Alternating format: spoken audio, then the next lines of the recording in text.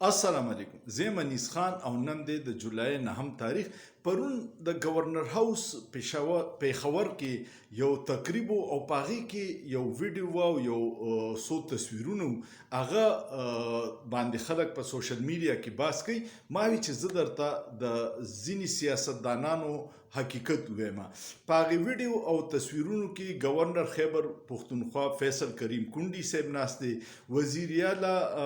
علي امین ګنڈاپور صاحب ناشته د مسلم لیگ نون صوبایي وزیر او د سیفران منسٹر امیر مقام صاحب ناشته او دا یو سیاسي ګروپ ناسو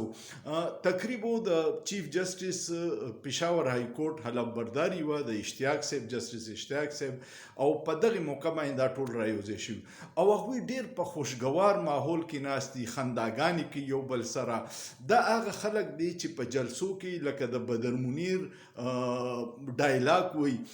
گورنر صاحب وی چې موږ به گورنر راج لګو او علي امین ګنڈاپور نه اهل دی د کرپشن کې د سیاست نشته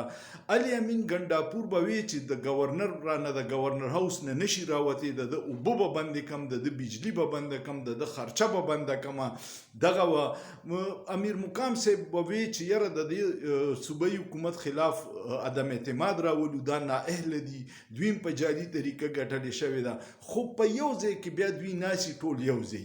اوس ګوره گورنر صاحب وزیر اعلی او امیر مقام ټول یو ځای ناستي او بهر د پارټو والے چې دي ورکران دوی د یو بل سره جګړه کوي دی ویډیو او دی تصویرونو کې د هغوی دپاره عبرت دی چې د دې سیاستدانانو دپاره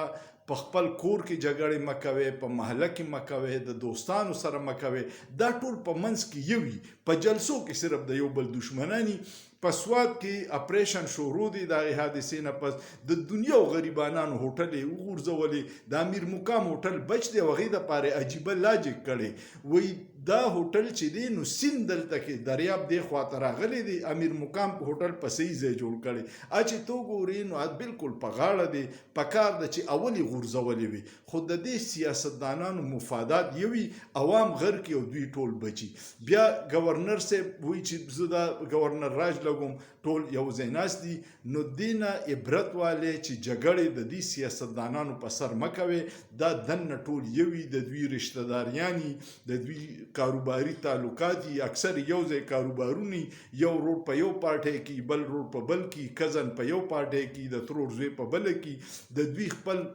جوړ ټیکي خو ما او تعالی دشمنی جوړه کړي چې تاسو به دشمنی کوئ موږ به دننه ټیکو نو ټولو ورکرانو لا سیاسي